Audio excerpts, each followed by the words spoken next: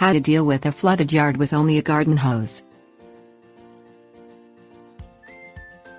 Many homeowners fear flooding.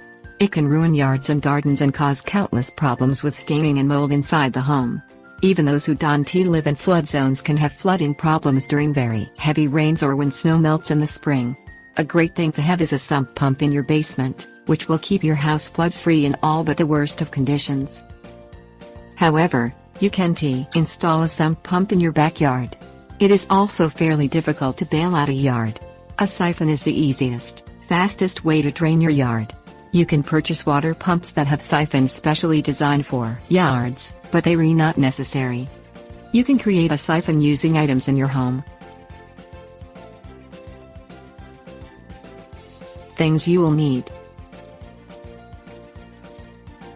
garden hoses, container for excess water.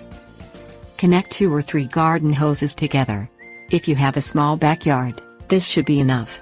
For very large yards, use 4 to 6 hoses, but connect them in sections of 2 or 3 so you can siphon water from either side of the yard to remove it faster. Make sure the connections are good and the hoses have no leaks. Find a place to direct the water. It should be within reach of your hose and in a place where the excess water will harm no one else. A street drain, nearby creek or pond, or a kid's pool will all do fine.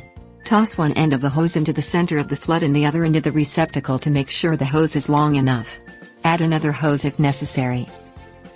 Coil the hose loosely together and let one end drop into the flooded area. Lower the rest of the hose into the water and hold it under until bubbles stop forming on the water's surface. This means the hose is full of water. Place your thumb or palm over the end of the hose closest to you. Make sure the seal is tight so no water escapes.